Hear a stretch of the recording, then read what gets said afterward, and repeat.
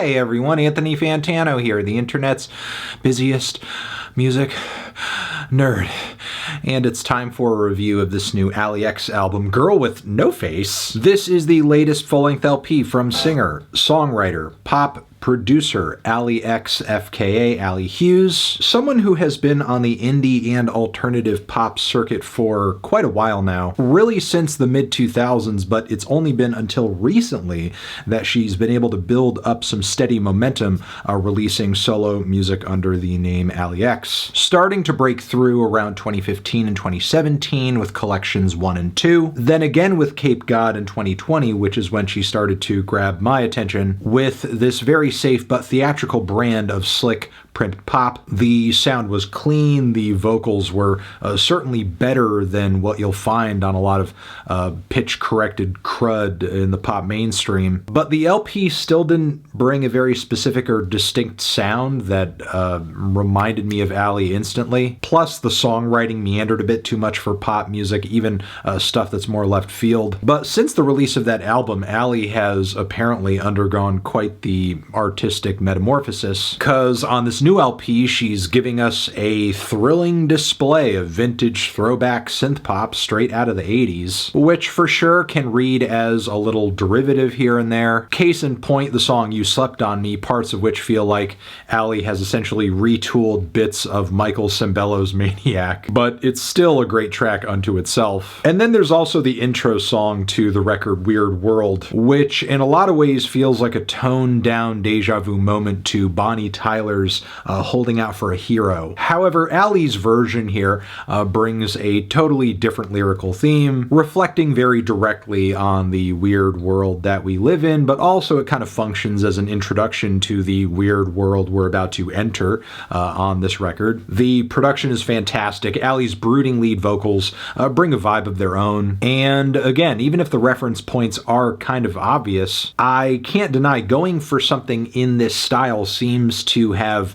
lit a creative fire within Allie, because on this record her sound has really coalesced around this vibe in a bold way, and it's led to some really strong song ideas too. Take, for example, one of the big singles off of this record, Off With Her Tits, which is a hard-hitting and unique body dysmorphia anthem, where Allie, or whoever she is writing from the standpoint of on this track, seems to be incredibly stressed and anxious over the way they are being perceived due to their body, the way they present gender-wise. The pumping beats and aggressive synth bass lines eventually lead us to a narrative point where top surgery is being explored, and between the killer vocal range and the shimmering chord progressions, I don't know if such a thing has been sung about so wildly or dramatically. But yeah, again, on this track, the vocals are absolutely stunning. Also the case for numerous other cuts here, but there are times that I gotta say, Allie is, I think,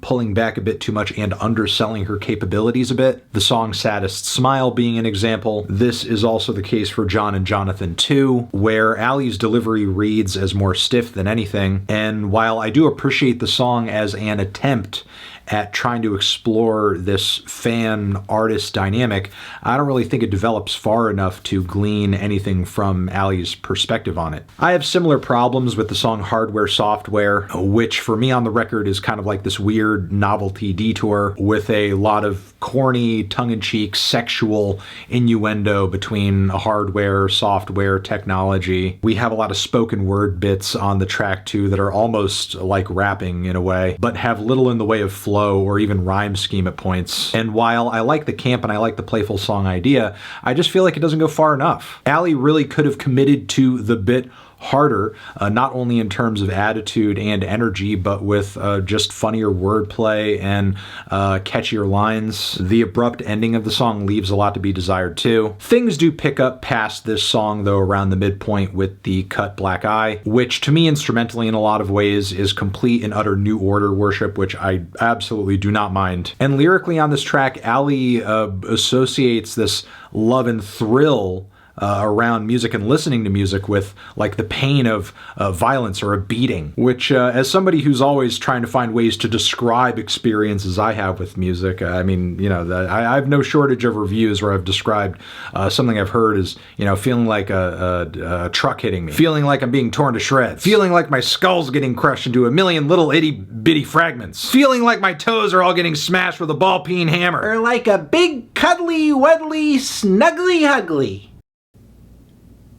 Yeah, that too. I think this record has a pretty strong start, but that is met, unfortunately, with a kind of weak finish on the back end. Staying power, in my opinion, does have some catchy moments here and there, but I think it's a bit presumptuous as a songwriting idea. And also, you would think a song about having staying power would have a better chorus. But yeah, instrumentally and vocally, I think Allie plays it a bit too mild on this one, which I would say is the case for the closer as well. I do like the encouraging message attached to this track about sticking to your dreams, your craft, your creative drive. But again, aesthetically, I feel like this one is another example of at least a few songs on the record where Allie is drowning a bit too much in the genres and aesthetics that she's emulating and is kind of falling short of putting her own interesting twist on it, either musically or narratively. Combine that with a few more tracks that are forgettable or just don't go far enough, and we get a record that I like. I think has a lot of great highlights on it, but is falling just short of really making me fall in love with it. With that being said, though, I do think this is all around a very solid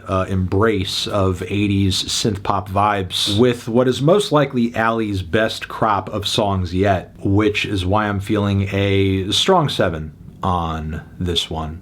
Transition, have you given this record a listen? Did you love it? Did you hate it? What would you rate it? You're the best, you're the best. What should I review next? Hit the like if you like. Please subscribe and please don't cry. Hit the bell as well. Over here next to my head is another video you can check out. Hit that up or a link to subscribe to the channel. Anthony Fantano, Allie X, forever.